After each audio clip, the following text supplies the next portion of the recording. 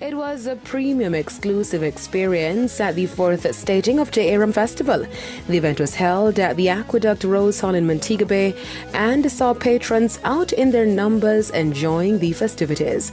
This year, the J. Festival was moved to Jamaica's tourism capital, Montego Bay, and treated spirit lovers to wholesome entertainment, arts, and food while showcasing our country's excellence in rum.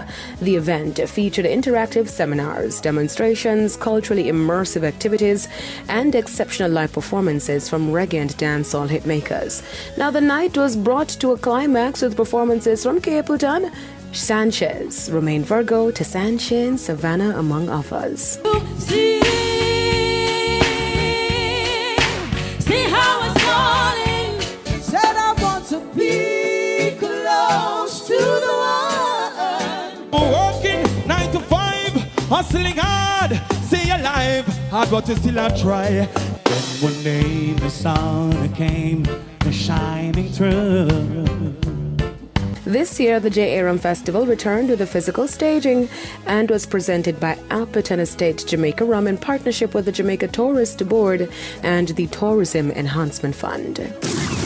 Dancehall artist Popcaan was recently featured on the cover of UK's Clash magazine.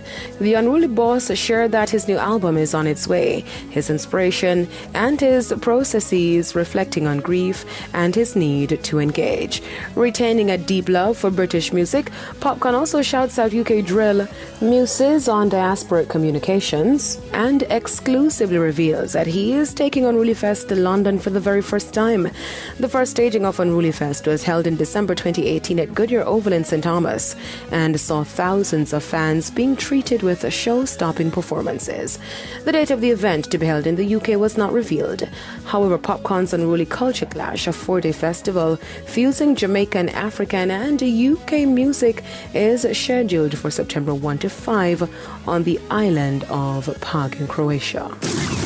The 2022 staging of the BET Awards took place last night at the Microsoft Theater in Los Angeles, California.